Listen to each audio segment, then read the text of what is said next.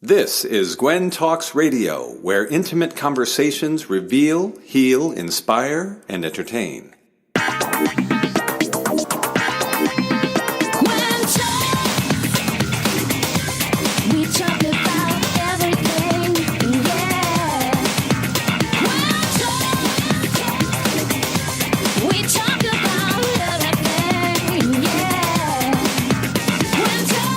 And now, here's your host, Tess Cacciatore. Okay, here we go. This is Gwen Talks Radio, and I am your host, Tess Cacciatore.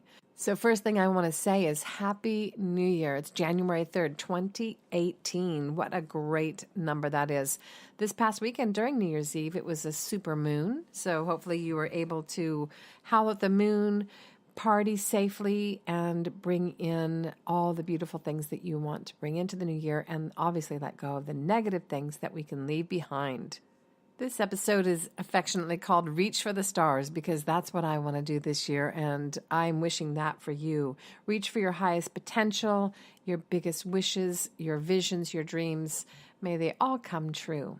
So speaking of New Year's, a lot of people get frustrated with themselves. They start off with a big bang, create resolutions, and then inevitably they kind of fade away. So what I'm encouraging everyone to do, and I've done this for myself, is to, instead of doing a resolution, is to actually create a clarity statement or a mantra that I can say on a daily basis.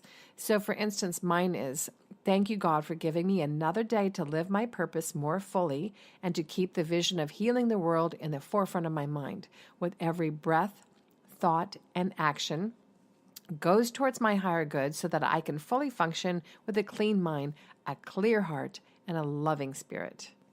So with saying that every day, everything that I would have normally put on my resolution list falls into those categories. So if I can stay clear on this mantra every day and stay with my purpose and passion, I feel like this will be a fantastic new year.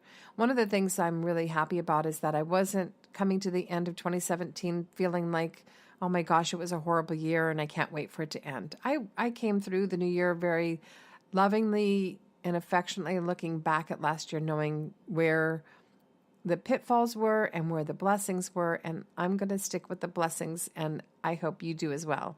So today, Reaching for the Stars, we have two amazing guests on the show, and I can't wait for you to meet them, and I can't wait for them to meet each other. First, we have Frank Dawn, who's an astrologer for dignitaries and world leaders and celebrities and little old fun people like me.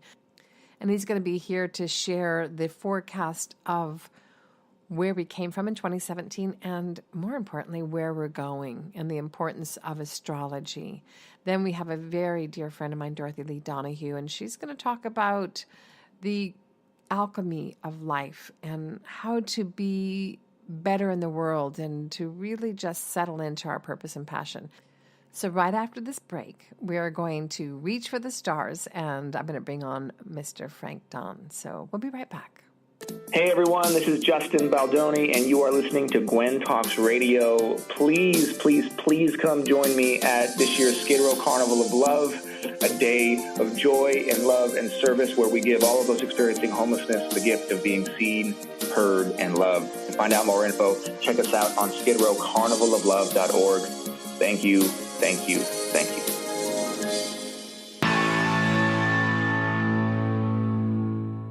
Welcome back to Gwen Talks Radio, and this is your host, Tess Cacciatore. As I was saying in the intro, this episode is called Reach for the Stars, and that's what I want this episode to be because we have the most amazing guests on the show. First off, we have Mr. Frank Dawn. Now, I met him. I have to do a shout out to one of my dear friends, Lynn Evola. She's been using him as her astrologer and confidant and mentor for many, many years. And she told me about him. And I had a session with him last year and it was knocked my socks off. So I can't wait to bring him on so we can talk about what is happening. This is January 3rd, for gosh sakes. We get a whole year to clean our slate, to clean our energy, and to start again. So Frank has been a professional astrologer for 30 years, and he is a worldwide clientele of entertainment personalities, sports figures, corporate executives. I know he does some really high-end people, including world leaders of the United States, France, Greece, Israel, South Korea, and United Kingdom. And if that isn't enough, he travels around the United States and all over the place as well. So I would encourage you to get his newsletter, sign up for that, because I just got it yesterday for the first of the year. And let me tell you, there's a lot of wonderful things that are in store for us. So without further ado, I want to bring Frank Dawn onto the show. Hello and welcome. Why, thank you, Tess. It's nice to be with you. I know. Well, we talked last year and you gave me a beautiful reading, and I watched it like a roadmap. It just gave me a beautiful roadmap. It was like my little breadcrumbs back to the cave. It's great. And I was raised in a very strange mix of world. I was raised in a Catholic household, Italian Catholic household, but my mom was totally into the star signs and astrology books and following the stars and talking to psychics. So it gave me a really nice foundation to be able to see and open up into these other possibilities to be able to give us breadcrumbs. Now, a lot of people think that astrology is against religion. And to me, I feel like it's blended completely. So I want to find out, how did you start in this world of astrology, and what is your belief system on that? Just so we can give our faith-based people some calming that it doesn't mean that it's going against God or faith. Oh, indeed. I started in astrology and studying it when I was in graduate school, actually. I had never been involved in astrology beforehand. I wasn't a big believer in it either. But when I was in graduate school, I was going to NYU, which at that time was next to the American Stock Exchange down in the Wall Street area of New York. And I found people played the market the way they play the horses, some of which was utilizing astrological configurations, such as lunar cycles, et cetera, to time the market. So I initially got into it that way.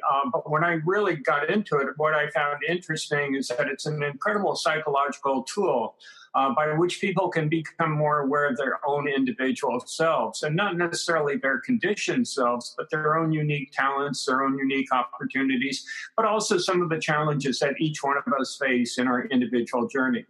It's interesting what you say in regard to religion, because I don't see it as a discrepancy whatsoever. On the contrary, I happen to feel that astrology is similar to divine design. That is, by means of our choosing when we come into this earth plane, we have a journey.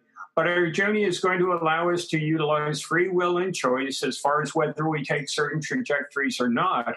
And to me, the interesting thing is that astrology provides us an understanding regarding the signposts along the way.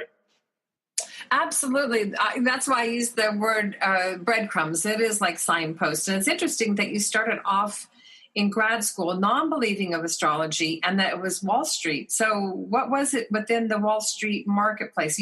Were they relying on astrology and watching the planetary alignment for their investments? Indeed, a lot of people do. Like I said, they look at lunar cycles, they look at certain astrological configurations, they look at the seasons. As far as, you often hear, sell in May, go away. And then people come back in the fall period. So there are, again, different patterns, but that's the thing, we sometimes get somewhat detached or disassociated from natural rhythms and natural cycles. And astrology is in actual fact an indication regarding some of the natural cycles unfolding. Well, I know a lot of people actually, including myself, I watch the planets in regard to business. For instance, one example would be Mercury retrograde, the communication planet. Don't sign legal contracts and all of that. So tell our listeners more about what the Mercury retrograde situation is for this year coming up.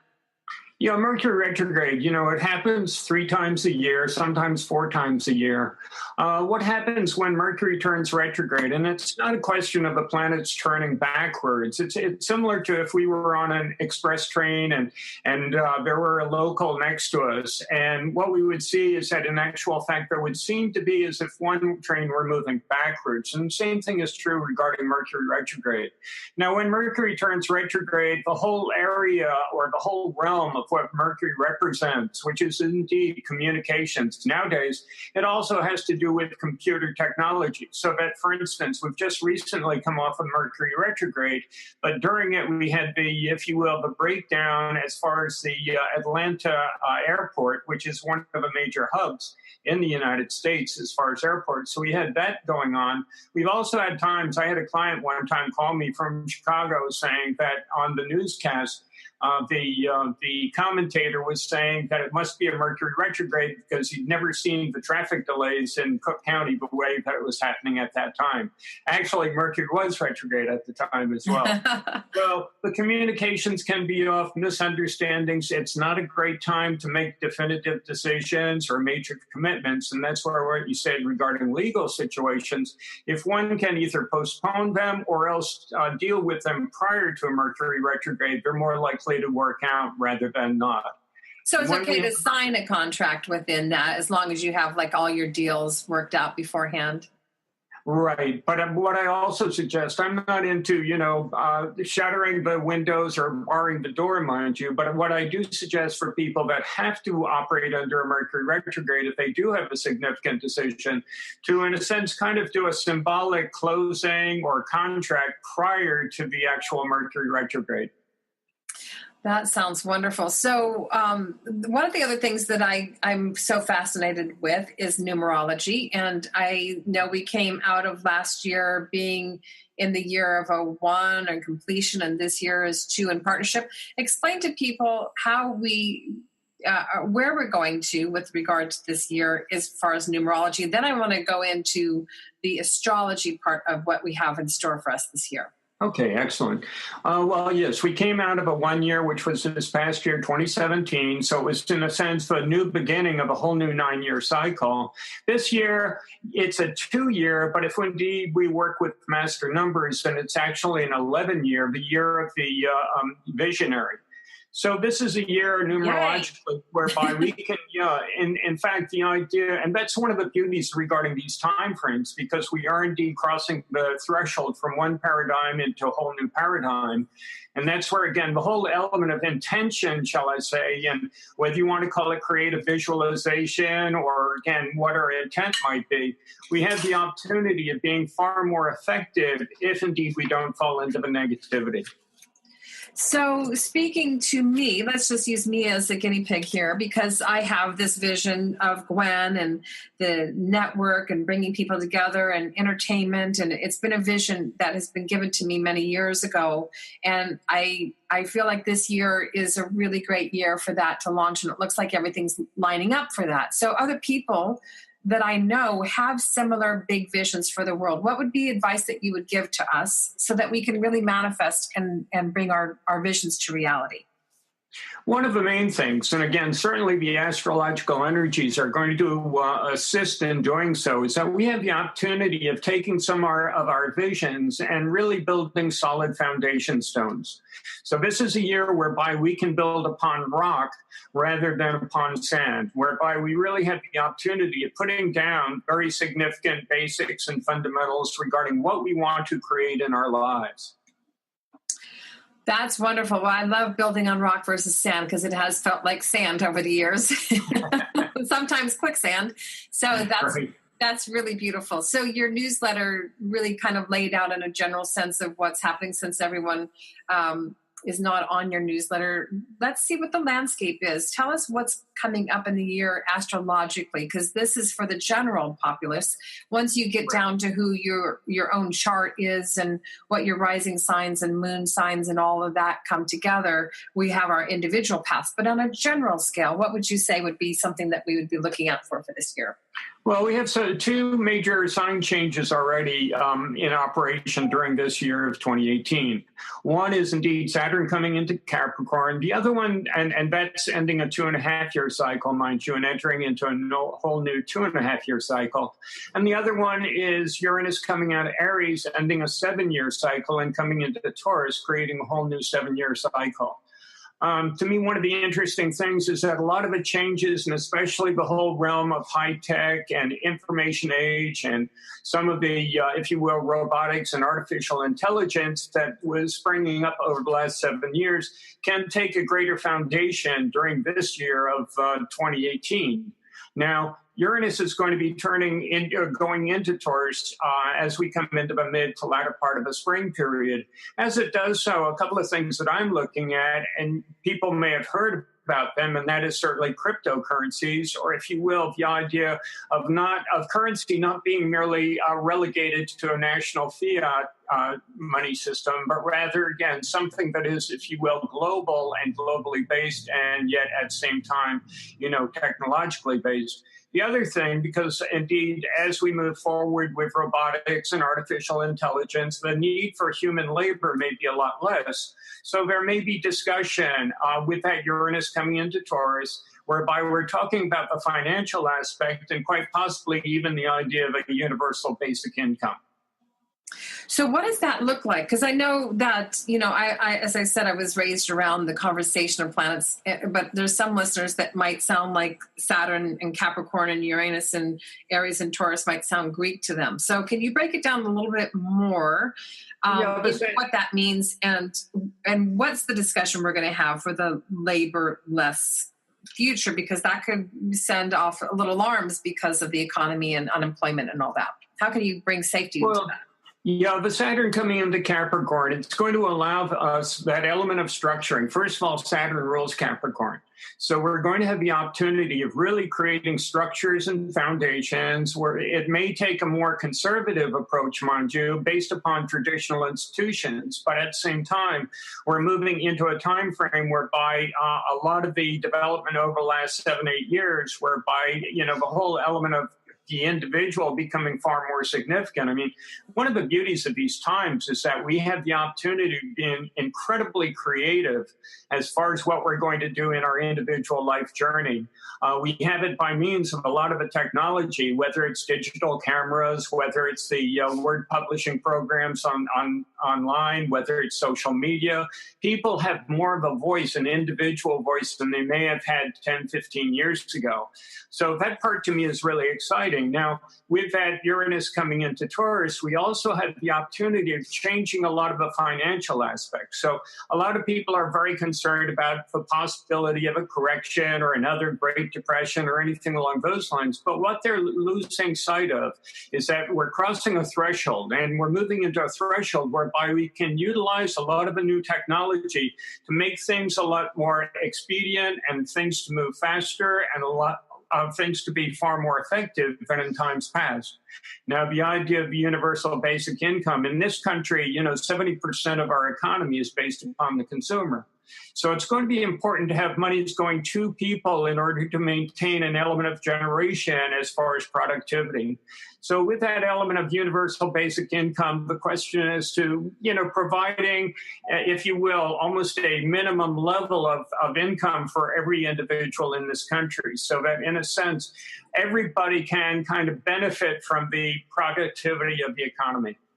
So what would you recommend to corporations that are turning their companies into more high tech and really trying to help salvage the economy of the people so they're not losing their jobs and maybe they don't have additional skill sets? What would you recommend to companies to be able to help the people that are going to be now? A couple of things. First of all, by means of this recent tax legislation, the element of repatriation of a lot of the monies that have been left overseas will be going on. Secondly, already we're starting to see a number of these companies either providing bonuses such as AT&T or else, again, increasing the minimum wage to $15 an hour such as Wells Fargo. So you're likely to find that the companies kind of recognize their responsibility, shall I say, not merely to their employees, but also to the economy itself.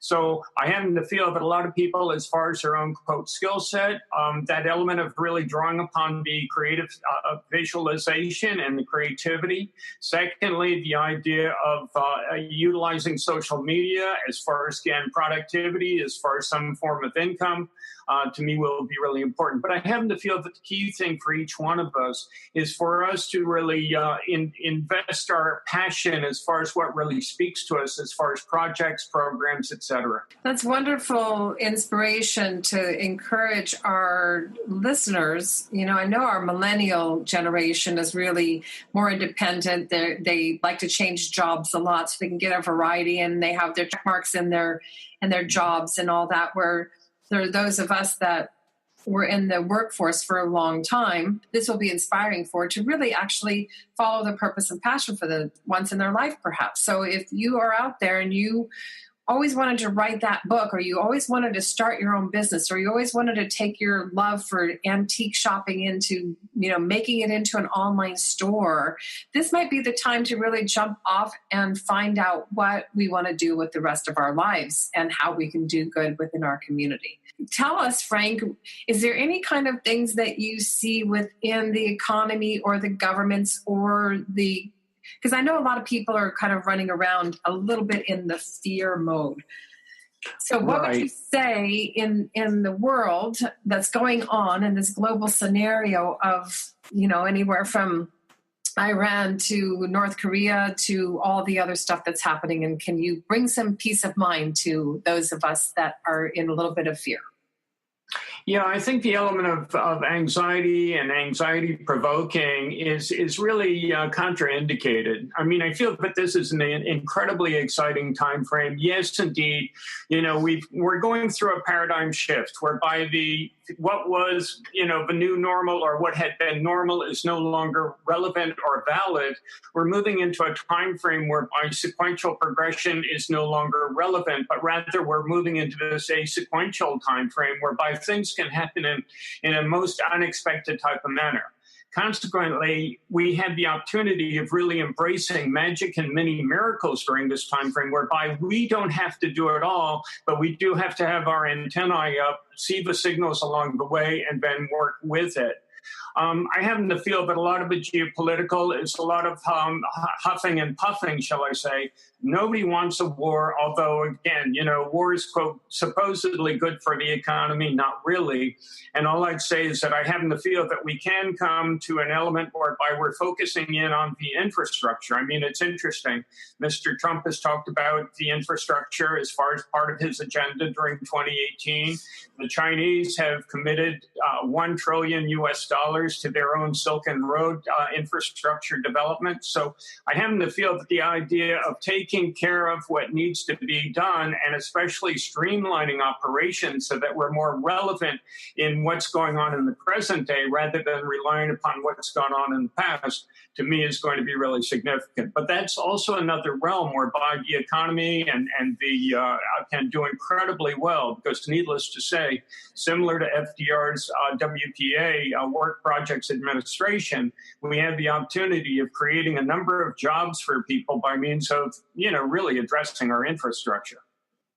Well, you certainly have piqued my interest, and hopefully those of us that are listening to the show, because words that pop out is, I feel like there's hope and watching for the miracles and the magic and all of that. So I want you to stay on, because right after the break, we're going to bring on a very dear friend of mine, Dorothy Lee Donahue. I wanted you two to connect for quite a while because you work in the same planetary realm of magic and alchemy, and I'm so excited to bring you two together. So stay right there, Frank. We're going to be right back after a break. We're going to bring on Dorothy Lee Donahue. We'll be right back.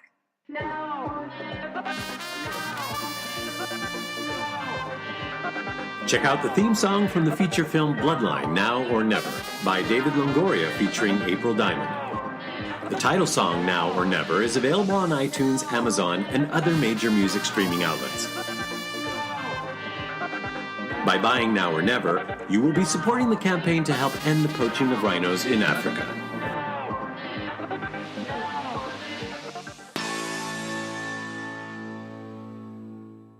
Welcome back to Gwen Talks Radio. This is your host, Tess Cacciatore, and I want to take this time to thank our advertisers and sponsors and to encourage you in this brand new year. If you have any books that you want to announce, any events that you want to bring people together for, anything that's of like mind, we'd love to hear from you, and we'd love to advertise and sponsor your endeavors. We have Frank Don. I'm hoping you heard the first segment because it was chock full of all kinds of really juicy information with regard to astrology and planetary alignment and where he started from and where we're all going as a movement of a humanity base and where we're going in the world today. I'm going to bring on a dear friend of mine, Dorothy Lee Donahue, whose title is very full because I just call her Mama D, but she is Reverend Dr. Reiki Master Dorothy Lee Donahue, and she is considered to be one of the foremost experts in the world today of the shift of the ages, which is what we're starting to talk about with Frank. She is sought out by people all over the globe as the actual Stargate herself for the cosmic consciousness that is entering planet Earth now for this shift. She and her work are unique. She is an anchor point for spirit to enter into form and help people clear their own specific blocks and barriers that keep them from moving into their own light bodies. She is also co-executive producer and co-producer of the Life Changes show, which is hosted by Filippo Voltaggio and Mark Laisure and Dorothy. The three of them make a trifecta of a wonderful show called Life Changes, which we work in tandem together with the Gwen Talks and Gwen Talks Radio. So welcome to the show, Dorothy Lee Donahue. Thank you. It is really a pleasure to be here, Tess, and I so enjoyed what Frank had to share about 2018. I loved the fact that you addressed numerology because that's the modality, one of the modalities that I use in order to get to know my clients before they walk in the door. I ask them for their names and their birthdays. By the time I've added that up, I know more about them than they do for the most part. So thank you, Frank, for addressing that. 2018, I'm so excited. So many of my clients have shared with me that 2017 was the worst year ever. For me, it was simply more interesting because I was able to see all of the revelations and see that change is happening. People worry about the apocalypse, and to me, the apocalypse is the ending of the old ways. So I'm very excited about 2018. And from my point of view, awareness is the key to a new, successful, awesome year.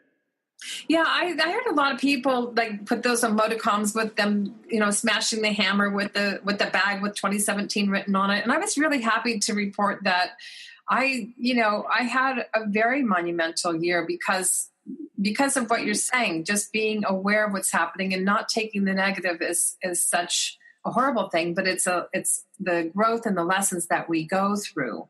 And for me last year, the big word that kept coming up for me was integration. Every time I felt negative or tired out of the blue or whatever, I just kept thinking this is the integration time. And Frank talked about this as well, in a sense, about how we are integrating everything. What is your world want to share about the word integration for 2018?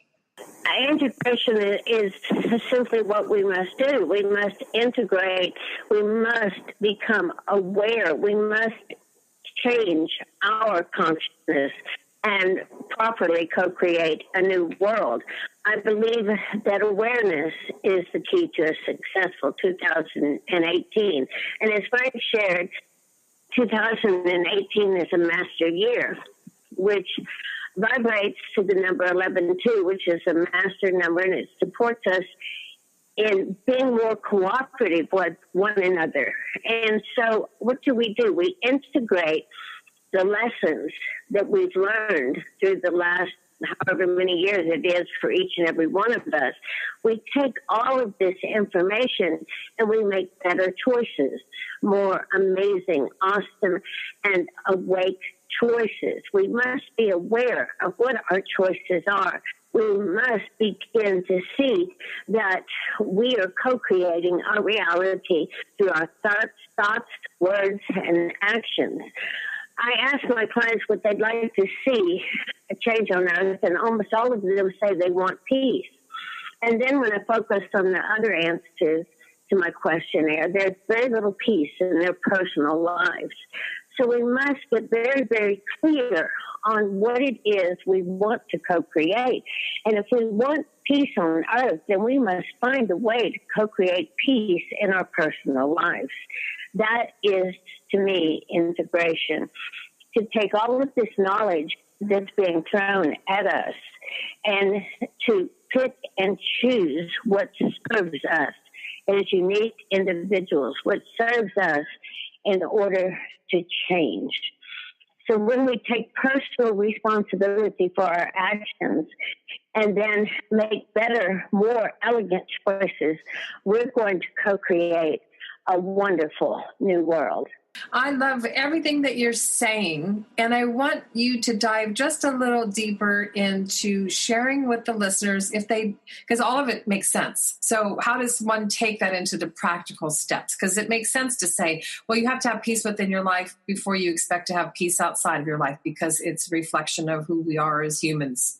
But how does one take that overwhelming amount of news that comes out of us on a daily basis, the amount of negativity that can be in someone's life? What would be the first step, just a baby step that someone could take? And Frank, I'm going to ask you the same thing because I want to get you in on this conversation. What would be that first step that someone could take to change their lives for being more aware?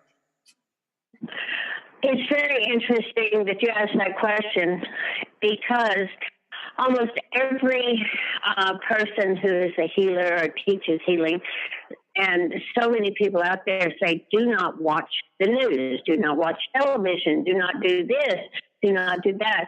I scan the headlines every day, and the first thing I do, Tess, is send love and light and healing energies and blessings to the parts of the world that have been absolutely, in some cases, totally destroyed.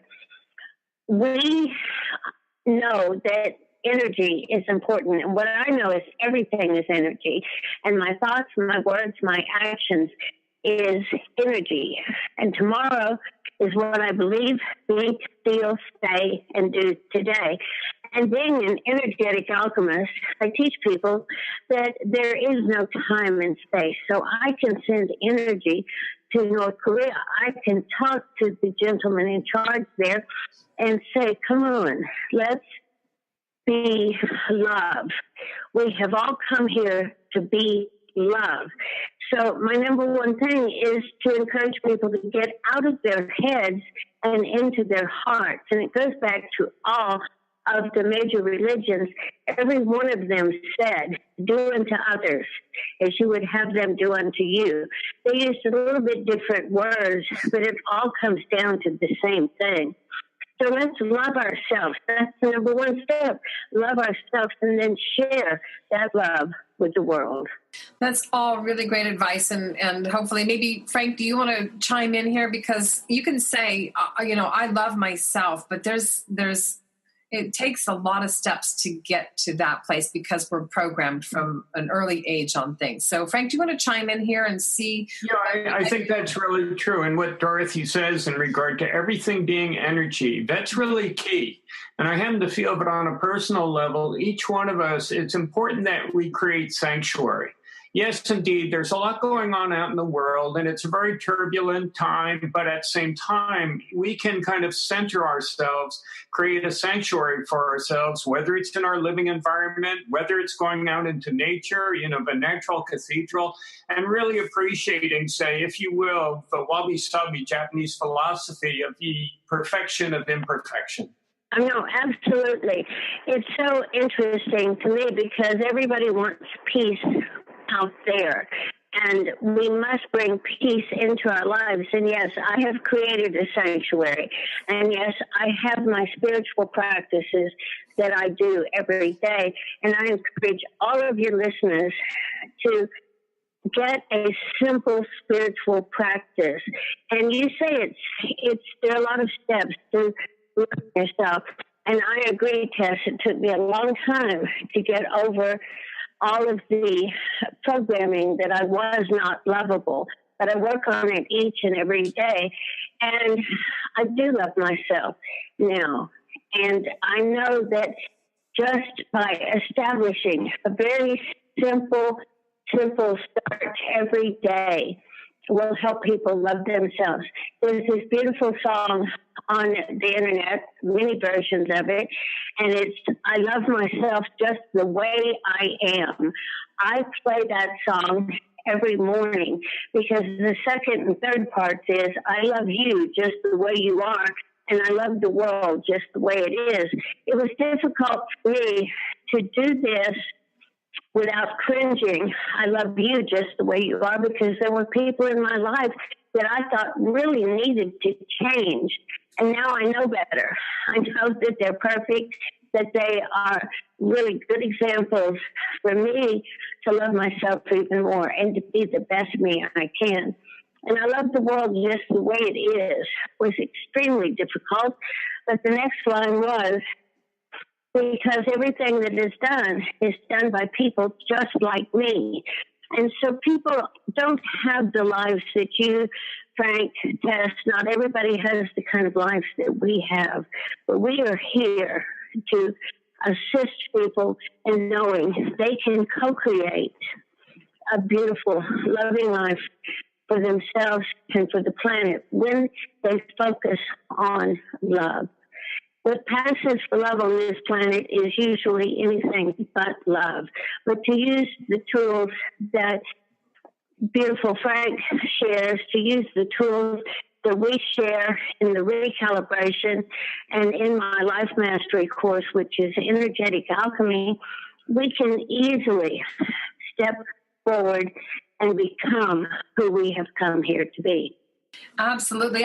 Before I go back over to Frank, you mentioned the recalibration in your alchemy classes. Let's tell our listeners a little bit about that, because in the new year, I know we've talked about this before, I really want to be able to facilitate having the masterful classes that you put together, and Frank, what you do as well, is to put them into some kind of a virtual classroom where people from all over the world can benefit from your teachings.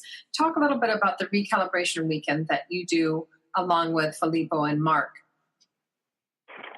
They're absolutely life-changing classes. Filippo put together this amazing workshop, and in it, we answered the questions that most people are not asking. Who are you? Who do you think you are? Who do other people think you are? Who do you think you want to be? These are very simple questions, and I tell you, when you really go inside and you answer them from a place of truth, and you're supported by everyone in the workshop, clarity comes, and people's lives are changed. I have so many wonderful testimonials from people who just thank me every day for introducing them to that wonderful course, the recalibration. And Filippo is such a great facilitator, and it's a lot of fun. Yeah, so the listeners remember Filippo Voltaggio was on my show in the latter part of the year, talking about his book, The Little Dog That Could. So if you want to go back and listen to that, you'll hear more about Filippo. And then you can also check out the Life Changes show, which is a radio show that is fantastic with Dorothy and Mark and Filippo. So I can't wait for the new year where we're going to do some workshops together. Frank, is there anything that is busting to come out of you right now with regard to many of the things we're talking about? We have a bit of time here, so we can dive into another level of what's going on in the world. I think, what Dorothy was saying about co-creating, that to me is really a key term. I mean, we're moving out of one paradigm, coming into a whole new paradigm. We're coming out of this time frame whereby we were conditioned into believing that we could make things happen by our will and by control. And I think one of the things that's going on for all of us is recognizing that we're not always in control, but if we work with the energies as far as the way they're unfolding, then in actual fact, we can be a lot more productive and effective, with the recognition that there are indeed times whereby it may be a bit of a roller coaster. But that's one of the exciting things regarding this time. Yes, people are a little bit freaked out as far as the turbulence and the turmoil that seems to be going on. But at the same time, there's an acceleration operating. So things can change almost in a nanosecond now, where, say, 5, 10, 15 years ago, it may have taken, say, a year, 2 years, or anything along those lines. It also gets back to what John Lennon talked about, and that was instant karma. I love that. It does feel like an instant karma life. Things can manifest so quickly. I want to just throw a word into the mix because it's something that keeps gnawing at me, and that's the word that both of you used, which is the sanctuary. How do we build our inner sanctuary, which also to me is like I have little mini altars around my house that are designated for me to be able to remind myself, of what we can manifest in the world. How do you create your own sanctuary? Obviously, inwardly is the first magic, but what if someone is living in a house with a partner or roommates or whatever that is not aligned with them, because there's a lot of mixed matches and a lot of transitions, and I hear a lot of people going through that. So what would be both of your words of advice about how to create that sanctuary if you're living in kind of a tumultuous household, because you have to go from the inward out? What would you recommend? Tess, when I moved into the place that I live now, I moved in one crystal at a time. And my roommate and I have different styles of decorating. You've been here, you know that's true. Yes. Just create. And what we need to do is choose people who support us. And if you're in a non-supportive relationship, the first way to change that is to just thank the universe. I thank the universe every day for providing me with people who are ready, willing, and able to hear what I have to say. I thank the universe for bringing into my life beautiful people who allow me to be me. And it has worked. It's worked beautifully. But you have a beautiful home. You have a beautiful home, and you have beautiful little spaces, and every place is like an altar to love and light and goodness. And I think each of us can create that, whether it's through a little altar in each room, but we have to build an altar within ourselves. So I start my day by saying, thank you, thank you, thank you, universe, for bringing those people into my life who are ready, willing, and able to hear me and to become the conscious co-creators that we have all come here to be. That's the tone for my day. And then I attract those people. And so I can do it anywhere. I can do it in anyone's home. If I'm staying someplace else, I still start off the day with, I am the divine child of God. I am the light. I am the power in my world. And then create from this place, which is my heart instead of my head. So I know that we all can do this no matter where we are. Absolutely.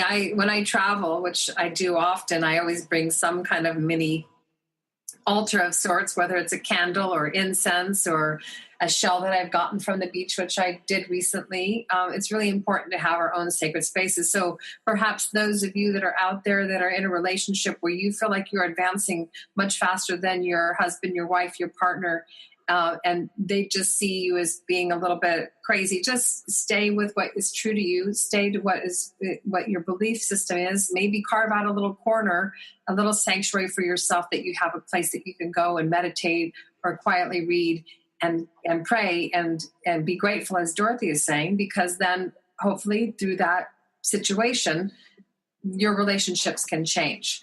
Frank, what do you have to say with regard to this topic? Yeah, I think one of the main things is indeed to appreciate our blessings. Sometimes our greatest disappointments turn out to be our greatest blessings. And I'd like to give an example. Years ago, back in 95, I was in a major car accident. I was trying to avoid a Christmas tree in the roadway, hit black ice spinning around, and I was broadsided by a tractor trailer. It took me a year to recover, and while I got a gold star from the doctors for coming back from the dead, I decided I had to do something, and part of it was a decision to run for the U.S. House from a district in Connecticut. I ran as a petition candidate as an independent. I did not get elected, even though I poured my heart and soul into it. And I was very disappointed. But shortly thereafter, I had somebody who came to me, and this person became my wife. So, and she had said that if I had won the election, she'd have nothing to do with me. Wow. So, the disappointment of losing the election gave me this great blessing of my wife. Oh, and speaking of your wife, we're going to be having her book on our bookstore this coming year, which is finally going to launch. Please give a shout out to your wife and her book. Yeah, her name is Carolyn Kost, K-O-S-T, and her book is called Engage, and it talks about secondary education and the importance of changing our education system so that it's more relevant both to the present but also to the individual development. I mean, one of the things that's going on for each of us is breaking away from a lot of the old patterns, a lot of the old structures, a lot of the old institutions, because they're no longer relevant, nor do they really work for us, and moving into this new paradigm. And that's why this is an incredibly exciting time. Each one of us is at the vanguard, and each one of us is a pioneer, shall I say, in regard to really making the world a better place than the way we found it. Well, give a shout out and a big hello to your wife, and tell her we'll be calling her very soon about the bookstore that's going on with Gwen Books. And I know Dorothy, because I know you so well, your ears got peaked up when Frank was talking about the near death and coming back from the dead. I know you've had a couple experiences. Are you chomping at the bit to share one of those? I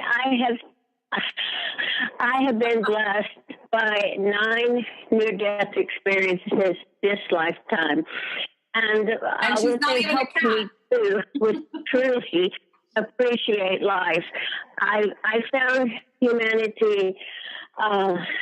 I just found him a little too interesting, and I never consciously tried to escape the planet, but unconsciously I didn't want to be here. And now I intend to be here for another 150 years, and I ask your audience to join me in my life mastery course, which is energetic alchemy, and it's how to use the energy to absolutely provide us with everything we need, easily and effortlessly. So I love my life. I love being here. And I thank you, Tess, for allowing me to be able to meet and hear Frank. He's amazing. And I trust that he and I will have another conversation. I sure hope so. Well, so just say again what your website is so people can find you. It's energeticalchemy.com. And you can also go to the lifechangeshow.com as well, right? Right. I think it might be shown on there. Life Changes is what I'm the executive producer of the Life Changes Show. And this is one of the things that I wanted to share. Thank you.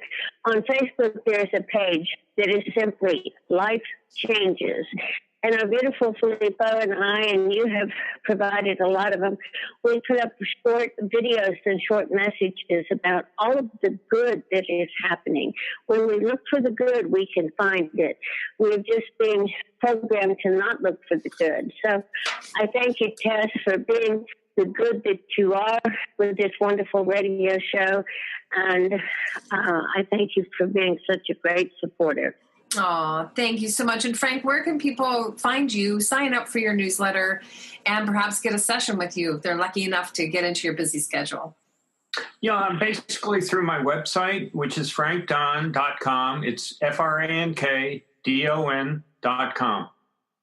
Wonderful. And for our charity spotlight, all three of us talked before the show, and ironically, we all came up with this same charity spotlight, which is ASPCA. It was a very dear and near charity that my mom contributed to in her life. And Frank and Dorothy, just give a little shout out of why ASPCA is a wonderful organization to support.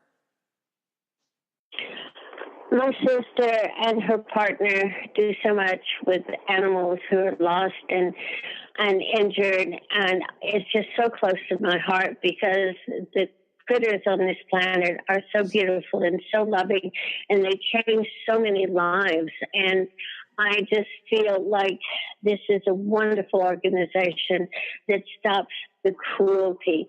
Humans can be extremely cruel to animals, and it's because they do not love themselves. They've been taught they're unlovable, and so they take it out on these poor critters. But ASPCA has done so much good, and I can't help but support them. Absolutely. Yeah, there's a lot of people out there that are not taking care of their animals, and we mentioned this before the show that there's bitter cold in most of the country. Frank, you're out in Florida, we're out in California, but there's a lot of bitter cold out there. Please take care of your animals. Frank, what would you like to say about ASPCA? Yeah, one of the things that comes up for me, we've had dogs, and we had dogs when we were living out in California. And I happen to feel that dogs happen to be one of our greatest teachers, and they teach us unconditional love. No matter what we do, there's always that element of the dog giving love to us. And I always found it quite amazing as to the depth of, if you will, feeling that I would feel from dogs. So I just happen to feel that, animals are some of our greatest teachers, and especially teachers in regard to the idea of unconditional love.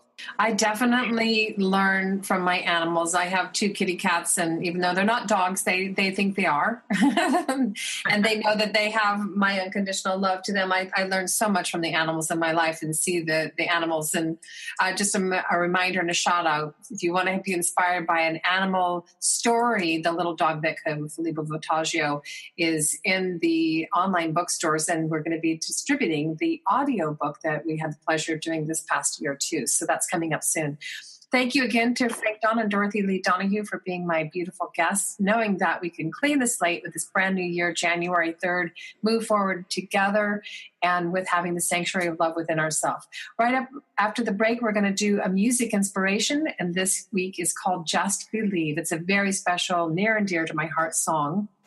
That music was by Marco Missanato, lyrics by Filippo Voltaggio, Barry Bruder, and Marco Missanato, and vocals by those 3 beautiful tenor voices that you will hear right now. And then right after that, of course, we go into the Mind Over Matter Minute, where we encourage you that every day you can take just a minute to take a breath, have self-love, have gratitude, and move through it. And hopefully that Mind Over Matter Minute will turn into many, many minutes throughout your day that you live completely 24 hours a day in bliss and love for yourself.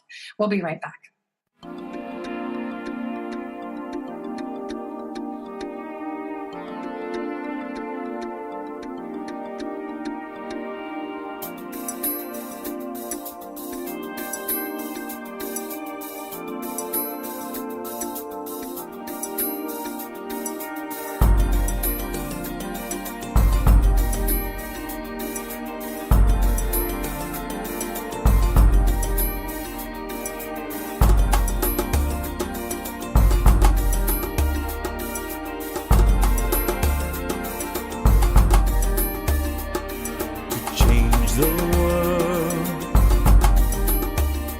Can do it.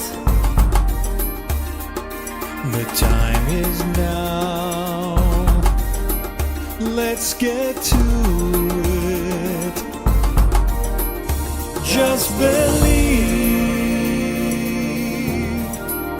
Just believe. Just believe. Just believe.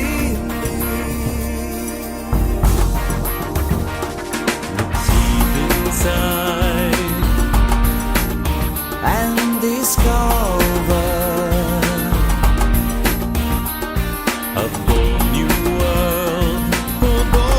world like no other. Just believe, just believe.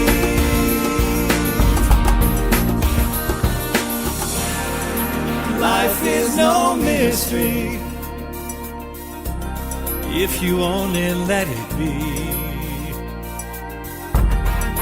You can do magic if you just believe. Just believe.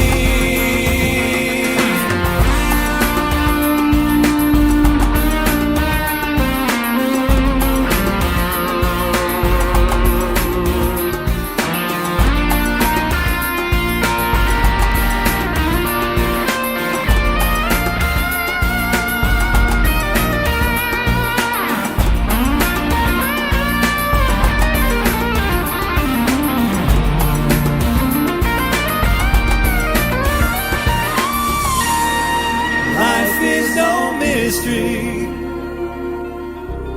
If you only let it be. You can do magic if you just believe. Just believe.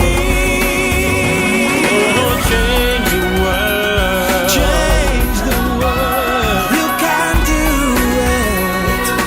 You can do it. The time is now.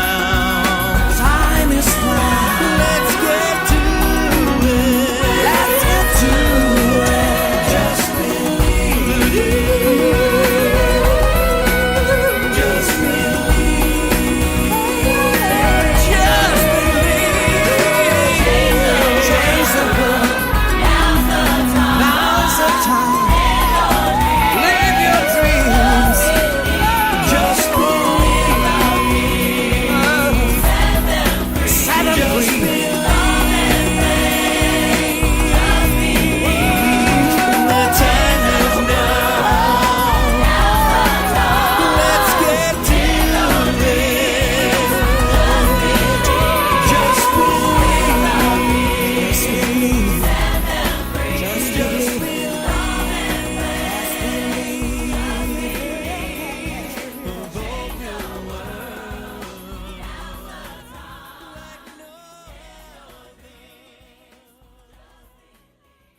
And now, a Mind Over Matter Minute.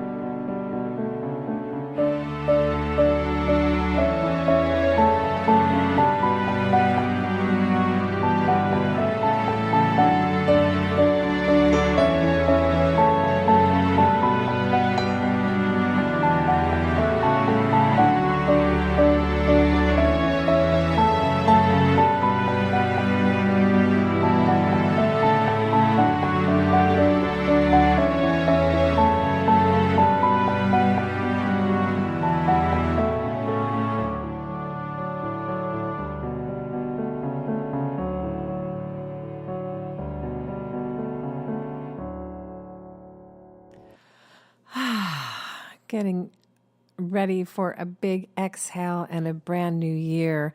I hope that this episode was inspiring for you to start your new year out, no matter if you're listening to this episode and it's July or September and it's the end of 2018.